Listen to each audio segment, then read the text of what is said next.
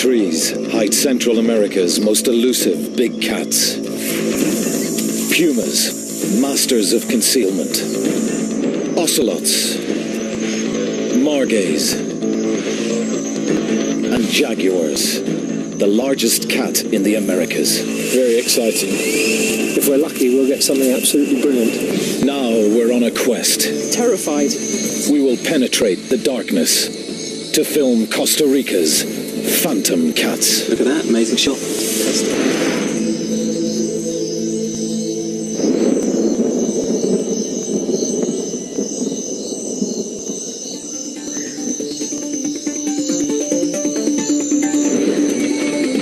We've assembled a crack team, and we're hot on the trail of the forest predators.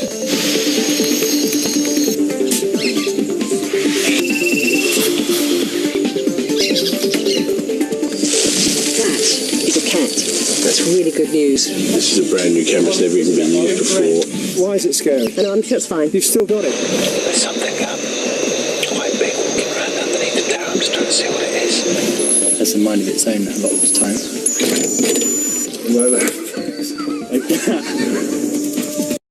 The cats in this forest, we need to find their prey at the source.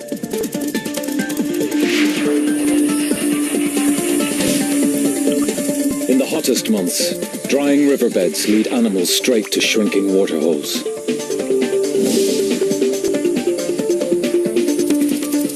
To drink, animals must gamble with their lives. The cats just need to lie in ambush.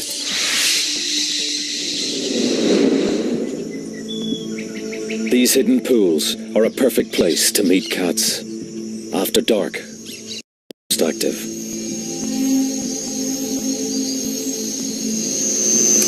Okay, let's start that. Our arsenal of cameras gives us the ability to see through the night.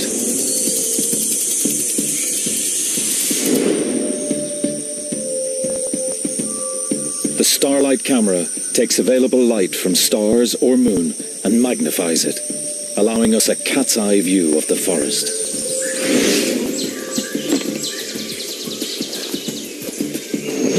Motion-triggered camera traps silently monitor the game trails using invisible light. The infrared camera brings us face to face with predators and prey.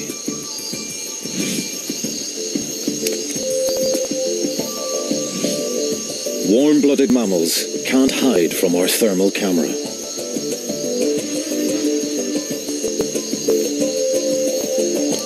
And then there's our secret weapon. A cable 18 meters above the forest floor, silently carrying remote cameras to the action.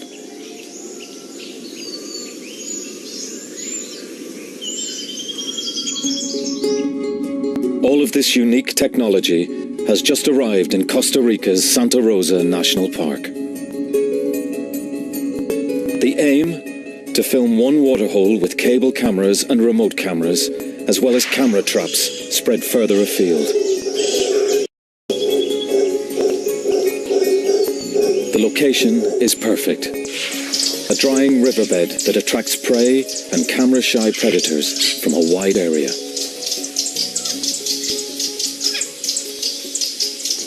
But it's a very ambitious plan. Nothing quite like this has ever been attempted before.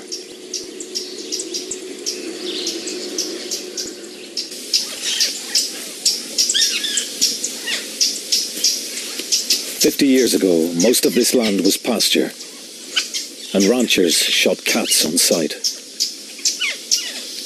Now, Santa Rosa and the surrounding area is one of the most important natural refuges in Central America, and the daytime forest is full of life. But the life we're looking for is normally concealed by trees.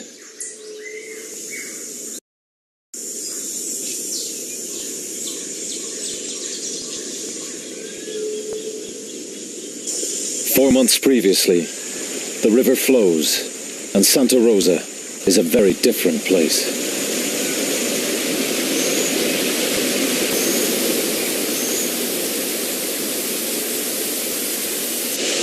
Martin Dorn and cable expert Tim Fogg are greeted by the heaviest rain in decades. The river is much higher than usual, so just getting around is a challenge.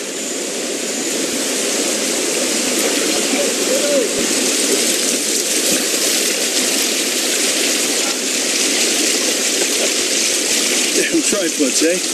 Who needs them? Martin and Tim are looking for strong trees to anchor the heavy camera cable. So normally, when it's dry, it extends west from those rocks out. No, just there. Just about here. Yeah, it's not even that deep. Once they locate the best pool, they head up the hill to find a clear view. They soon realize there's no tree strong enough to support a cable, so they'll have to build a steel platform to take the weight. I mean, let's just establish that it's possible. That's what I mean. Yeah. Or what, because we might say, well, the only way to do this is we have to have 20-metre scaffold. At the other end. Yeah. Yeah. Well, that would be a bad thing. That would be a very bad thing. Yeah. Yes. Yeah, lots is possible. Always the question is how much time and effort. Getting a cable across this valley is one of the toughest challenges Tim's ever faced. Do you think there's some chance we're not going to be able to do this? There is a distinct possibility, Martin, and there always has been. Oh.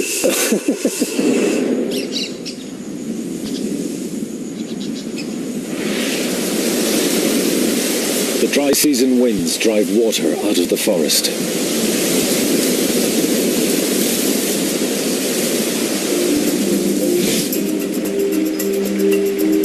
The river shrinks again until only pools are left.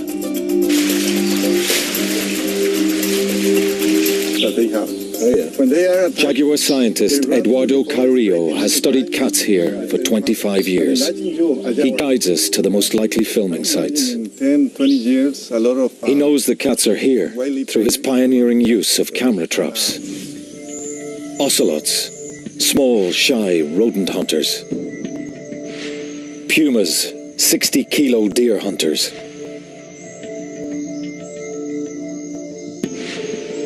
And jaguars, the biggest cat in the Western Hemisphere, yet one of the hardest to see. Is that this waterfall here? The team are ready.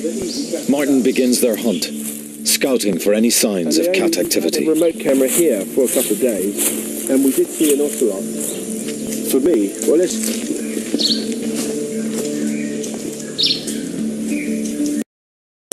What's that? What's that? That's a cat. Yeah. No, perfect. It's an ocelot footprint. Good eye, Martin. Really good eye. Downriver, camera woman Justine Evans finds her own evidence. Look at this. That is a cat. It's large. That's a puma or a jaguar. That's really good news, because we've got about 4 different pools here to choose from, all within a kilometre stretch, and to see some evidence of a big cat coming into this particular pool is a really good sign. It's time to build the overhead camera rig. Everything needs to be carried in by hand.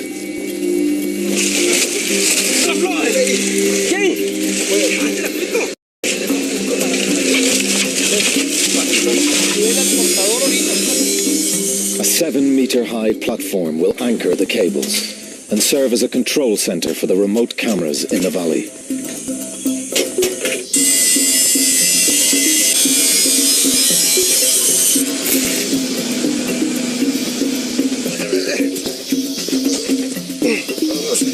The steel cables arrive. Carrying these 150-kilo weights to the site is just the beginning.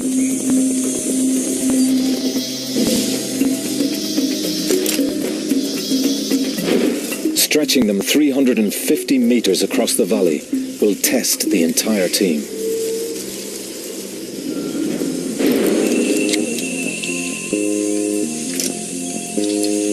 One, two, three. Crossbows shoot thin line over the trees, but only 100 meters at a time. Yeah, I can see it. I just paused up again. This is just getting worse and worse, really. Then we must untangle the line before firing the next length. Fire! It's a major challenge, and everyone's feeling under increasing pressure. We sure we want this? Why is it scary? I know, I'm sure it's fine. You've still got it. It's still going back to the tree. Nothing scary about it. My confidence was gone since I couldn't open the box. Yeah, I'm chuffed with that bit. Yeah, I am. I get chuffed with each bit. But as I say, then you go, oh God, the next bit. Because the next one, the cables are getting heavier and heavier. The pulley systems are getting bigger and bigger. We're into big winches and things now. So a week later, we finally get the line across the valley and into position. Now the team needs a volunteer to zip line down the cable and clear away branches. Jim Spickler has a head for heights. Pretty exciting. Continuing on, I got about 100 meters completed. Got about 200 more.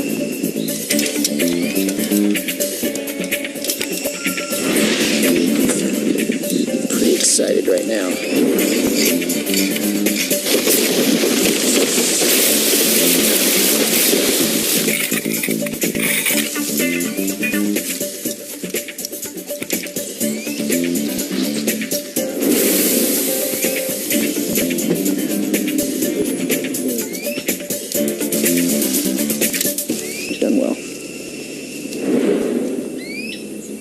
The cable is ready for action.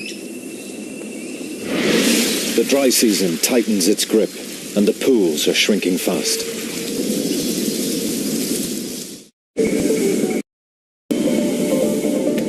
It's time to break out our special filming equipment.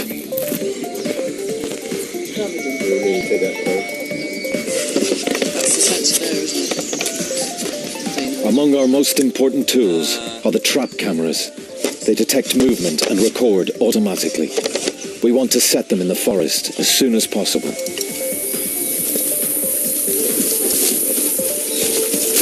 Cameraman Nick Turner has worked in this difficult location before. He has some good ideas for places to set camera traps.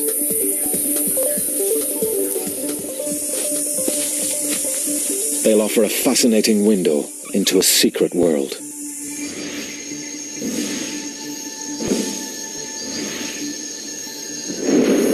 We'll also need to rig remote control cameras to track and film our targets from the tower.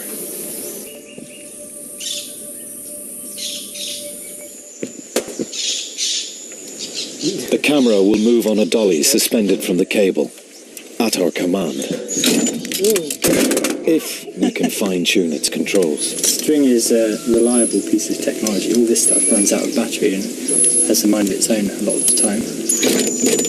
Like that. There's an island.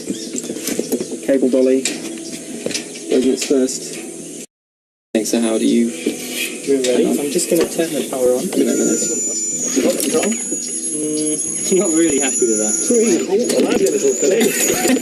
I'm not sure I don't be able to run this through my hands.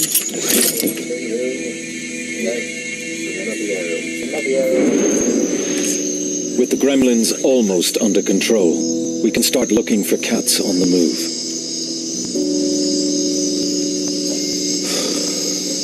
The first 48 hours of scanning prove how elusive the cats are.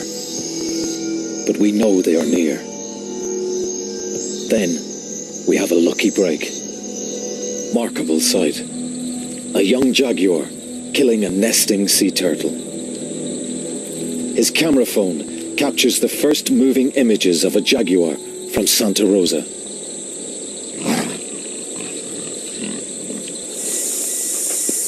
The next morning, Justine visits Luis to gather clues about the jaguar's movements. Hi, Luis. Hi, nice to meet you, Justine. Luis thinks the jaguars travel between hills inland and the beach. And one of the best routes is along our riverbed. Oh, great. Turtles come ashore to lay their eggs under cover of darkness. And sometimes, a jaguar is waiting. It uses powerful jaws to puncture the turtle's skull, killing it quickly. Louise takes Justine to the area. If the jaguar returns, a trap cam will be waiting. Once the lid's closed, we can leave it running for 2 months. Back at the tower, news is good. Got your camera running? Yes. The dolly's working well now, and there's no wind. At least we've got a camera in position, so if anything does happen, we can see it. As darkness falls, the night shift prepares for another mission, making sure everything is safe and secure. Okay, let's go with that. We need to level the head as well. If it fell off the cable, the first thing that would take the full weight of all this on the top with the 2 cameras on the bottom, there'd be probably about 50,000 quid's worth of stuff in it.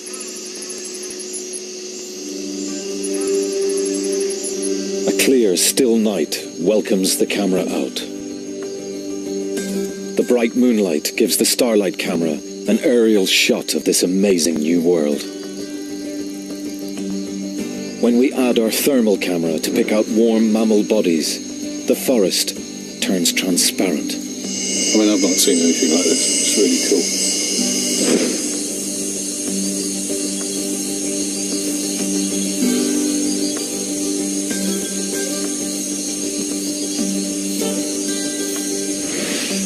Stop there. It looked like something moving in the trees.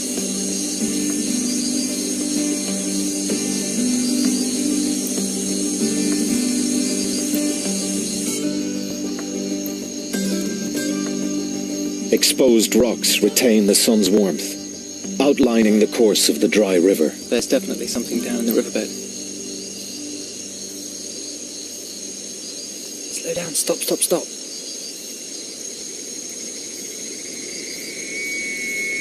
There's a deer drinking by the pool. But there's a problem. Our control hardware is overheating.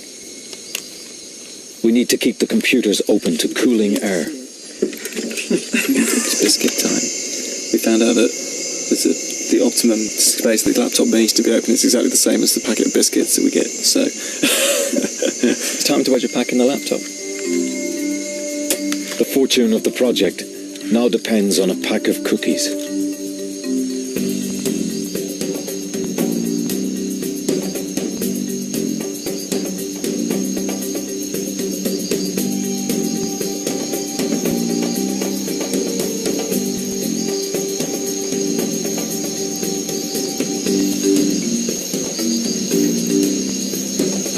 Even see, a thermal image. I'm quite impressed. First time I've seen something like this. It's really good. With every outing, the cable cam reveals more and more wildlife. A guan bird comes within range.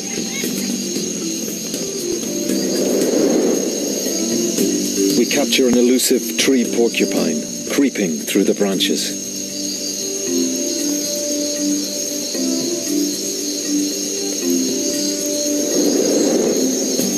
A huge rodent wanders below the dolly. It's a paca, a very rare creature in Santa Rosa.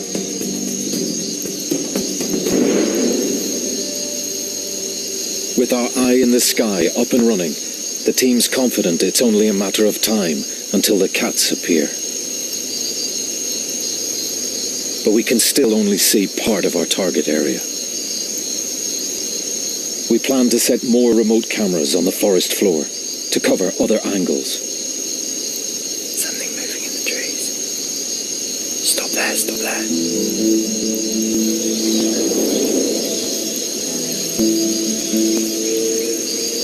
As moonlight gives way to sunlight, the daily roasting of the forest continues.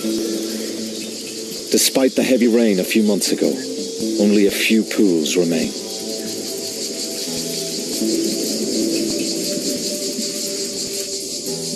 It's now 40 degrees in the shade, and the monkeys are feeling the heat. They keep to the few green areas of forest left, where they can still find moist fruits to quench their thirst.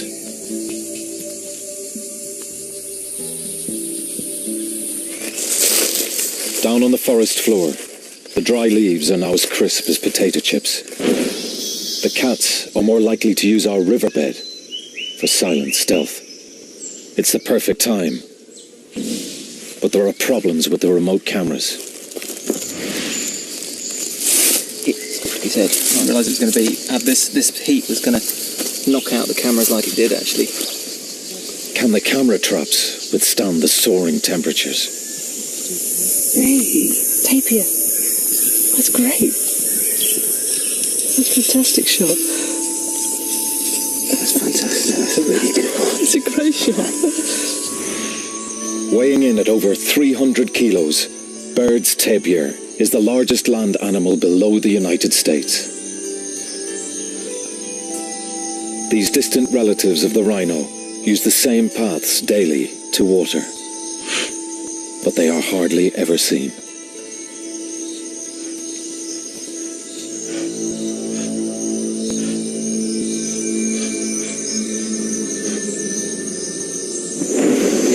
Oh, it's loads of them. 3 deer. Excellent. Oh, good. Nice to get more watery stuff, won't it? Yeah, I probably should have planned it right. But I think we should do what you said, which is point the camera at the pool. Unexpected creatures reveal themselves. Coyotes and a family of raccoons. We're seeing a lot of potential prey, like deer and agoutis. The predators can't be far behind.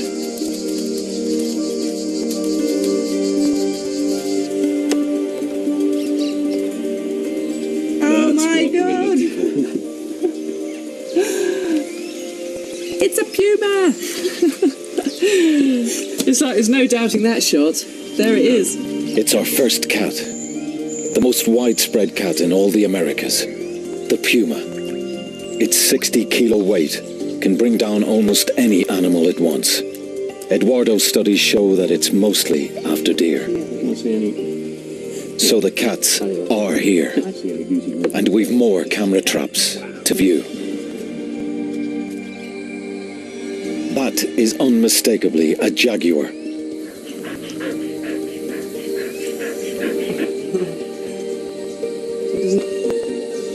Another incredible image, up close and very personal. Jaguars roam great distances, but they tend to remain in one area for a week or so. Which means there's a good chance we'll see this cat again. That is a cat. That is a proper cat. Howard put this one in. Later that night, we mount the starlight and thermal cameras on the cable.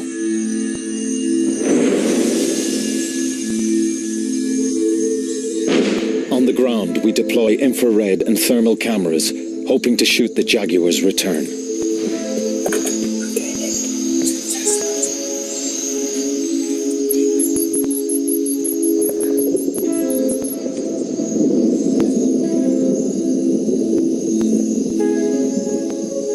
Within minutes, the thermal camera locks onto a moving heat source. Stop that, stop that. I think it's a deer. That's the deer. It's getting heated. Moving that.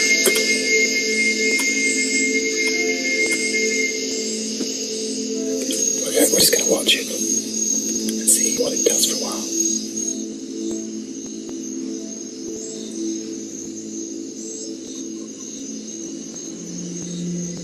The deer looks like it's coming for a drink. The perfect moment to attract a predator.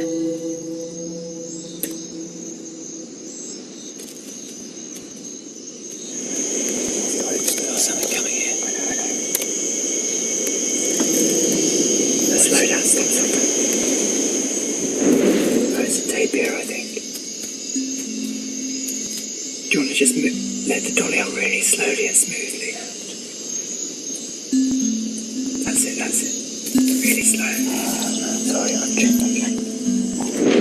This is a unique moment.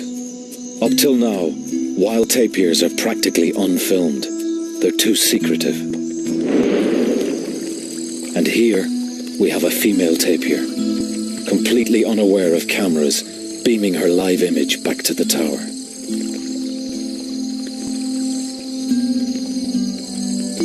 It's a fantastic chance for the crew to observe new behaviour. We've seen a tapir walk down and start bathing, which is awesome. I wasn't expecting it at all. In these dry conditions, tapirs need water daily and use regular bathing spots. This is now the only pool for miles.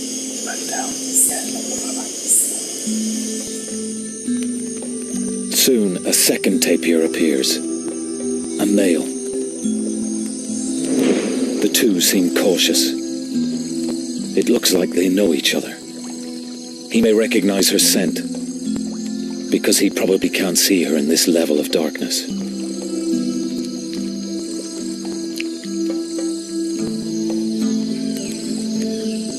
Our infrared and thermal cameras give us an intimate view of one of Costa Rica's most mysterious creatures. Their gentleness hides a different nature. Hunters say that a threatened tapir is very dangerous to humans and cats alike. Even a big cat might think twice before ambushing this peaceful scene.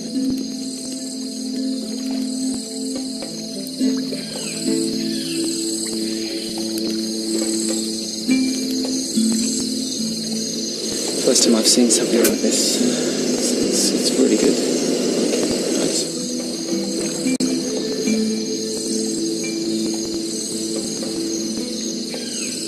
You see that? It's just taking off and landing on the tapir. It's some sort of bat.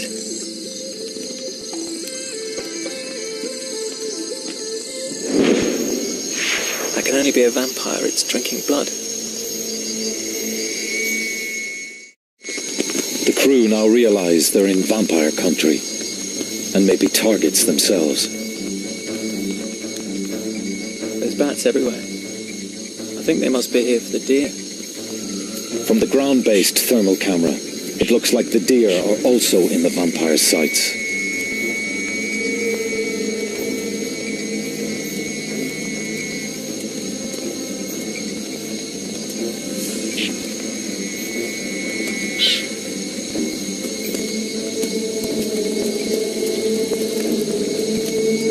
Once they've landed, the bats use their own heat-detecting sensors to home in on their warm-blooded meals.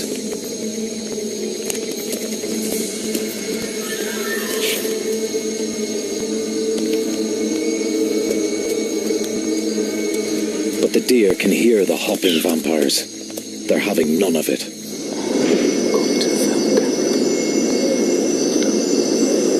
On the remote camera, Nick notices a mysterious shape glowing in the bushes. Well, I don't quite know. It's in amongst the branches. Yeah, there's something, isn't there? There's a hot spot back there. Something through those branches. It's definitely a cat, but I just can't see what it is.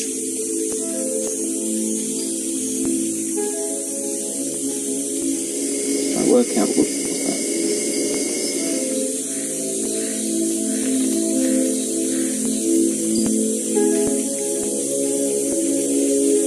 A rustling toad attracts the cat's attention. I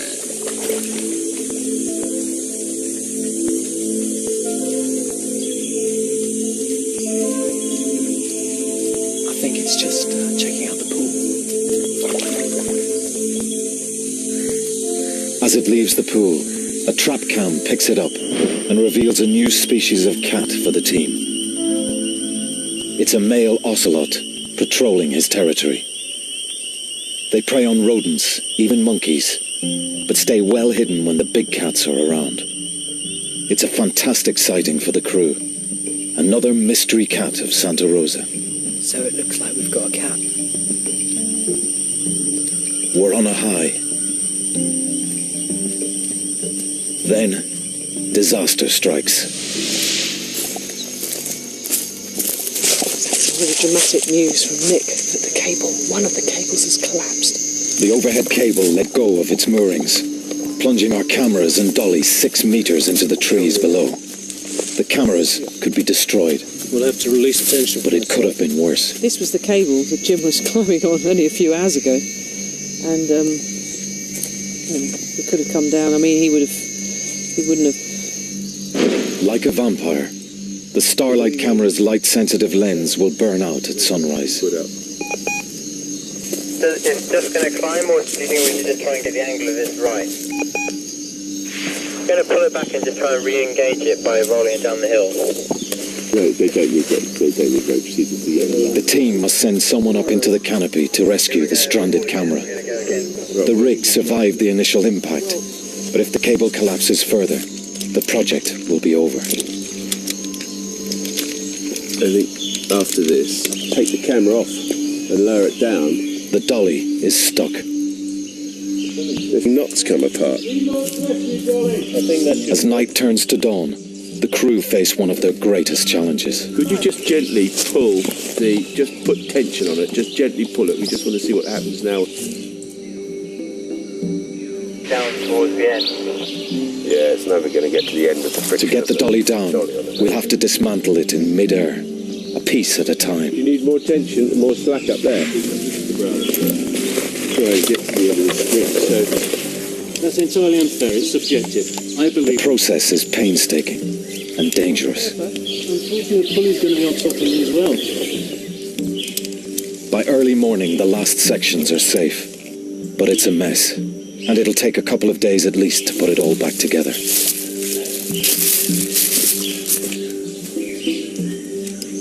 It's a huge blow to the team. Time is short. The approaching rainy season will soon put an end to filming. When the dolly's ready, work resumes on searching for the mysterious cats of Santa Rosa.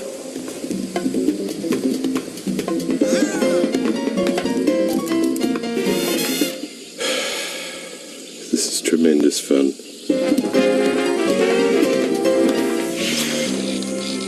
With the dolly back online, we're ready for the final sweltering week's vigil to see big cats in the wild.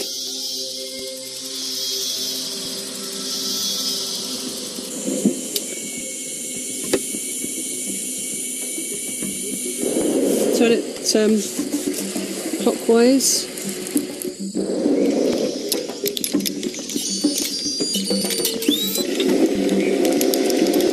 We keep the valley and waterhole under 24-hour observation. But in the searing daytime heat, the cats are keeping a low profile. Oh, there's a heron. It's back.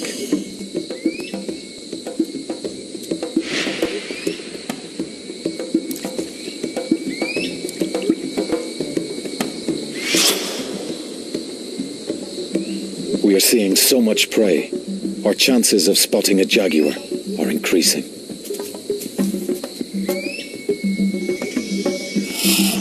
The trees have now lost most of their leaves, giving us a clear view along the riverbed. Taking one off.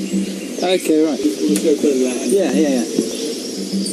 Our window of opportunity is finally open. Say when. The temperatures reach 45 degrees in the shade. If animals want to drink, they must come here.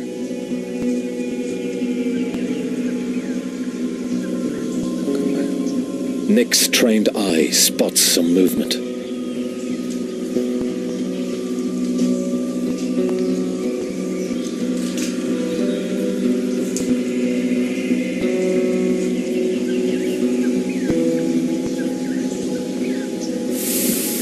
It's a puma, right by the waterhole. It's looking over towards the waterhole.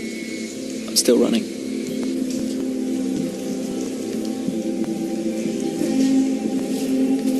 She's up. Keep it steady, Howard. A mother and fawn are drinking just 200 meters from the puma.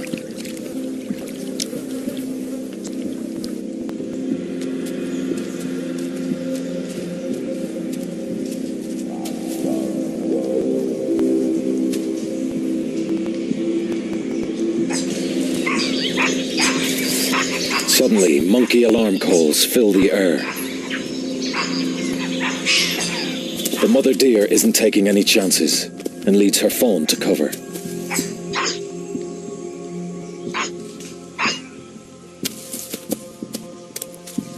In daylight, these sharp-eyed capuchins can spot predators in the distance. They mob cats when they find them, letting every creature in the forest know danger is coming.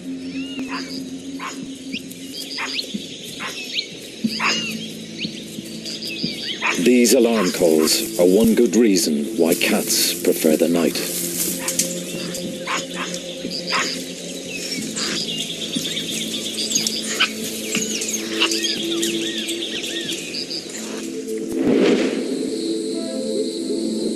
As the sun sets, the moon casts a bright glow over the forest.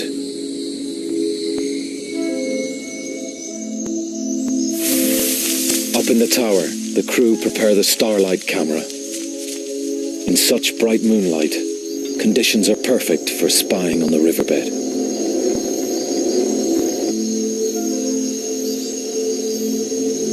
Quietly and carefully, the team ease the dolly out over the trees.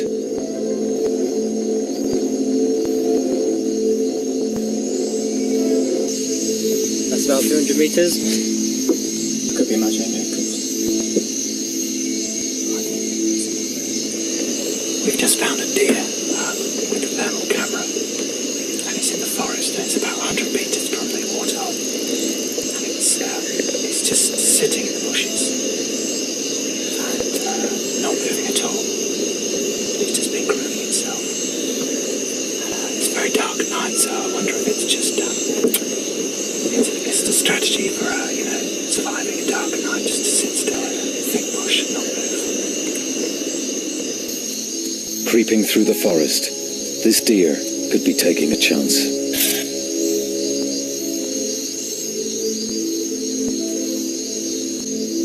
Our trap camera picks it up at the waterhole, just the sort of prey that would attract a big cat. The thermal spots a nervous tapir on the edge of the pool. The team reposition the overhead camera.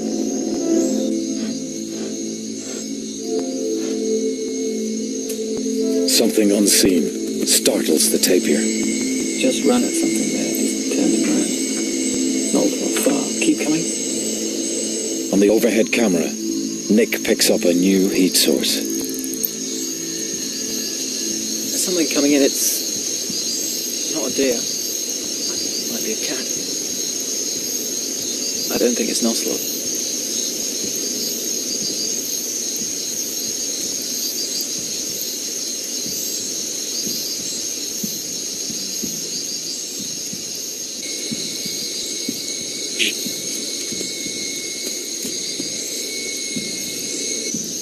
It's a puma, and it's on the prowl.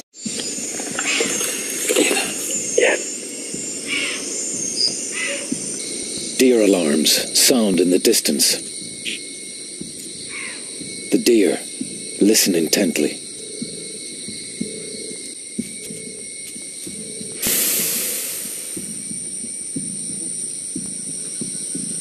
I think it's chasing something, a mouse or a rat or something like that.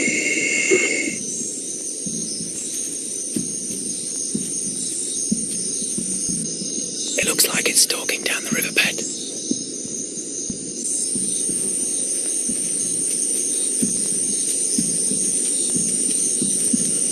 See that it's taking tiny little steps. It's getting closer.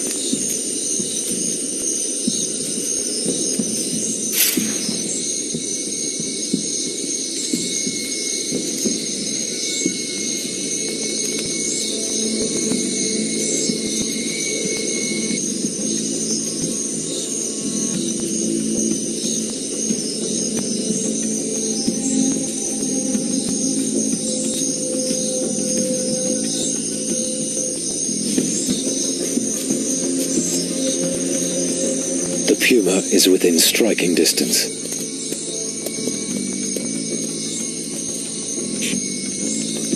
The deer freeze. If they bolt now, the cat will be on them in seconds.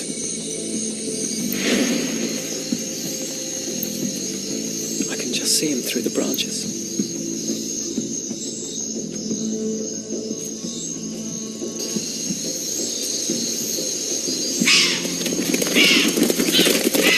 But the moonlight gives the cat away.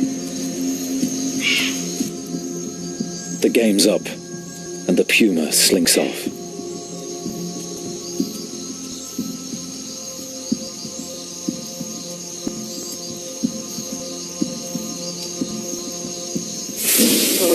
Just went on and on, didn't it? Went right under the cable. I know. Better go and save it now. Back it up. Back it up. Right, it's back. I think that's cause to celebrate. It is, yeah. It is. Too much of a beer. The 6 a.m. beer. Yeah. Excellent. Thank God for that. I thought that had gone. Going home. In the excitement and stress of the cable and water hole, the trap cams have been neglected. It was on this beach a jaguar was seen killing a turtle a few weeks ago.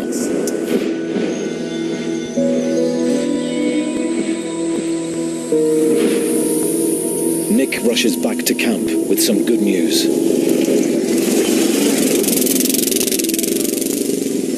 First one I looked at was the jaguar. I think it's just going to come out there and wander around, isn't it? It's just quite happy to... It's obviously the resident jaguar, you know. What, male or female? The trap cams have recorded more jaguars. That's it, we got a jaguar. There's a jaguar there, yeah. I'm not going to high-five you because I said... No, that is absolutely awesome. Yeah, it's good. Martin calls in jaguar expert Eduardo to share our success.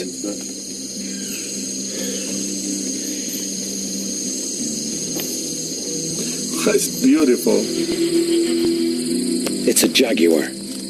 100 kilos of big male, sharpening his claws and scent marking his territory. That's beautiful. Beautiful, just beautiful. The trap cam near the beach reveals an extraordinary scene. Another male finishes his turtle dinner. I mean, that's just... It's a beautiful animal, huh? Beautiful. So you reckon that's... What sort of age is that cat, do you think? I think it's let me see, it's an adult. Yeah. Not even our invisible infrared flashes can disturb its meal. Oh, very nice. Beautiful. She's beautiful, huh? She's very in perfect condition. Yeah. This is an incredible result. Images of jaguars in the wild are extremely rare. Our night vision technology has led us into the mysterious world of these forest cats and revealed them as never before.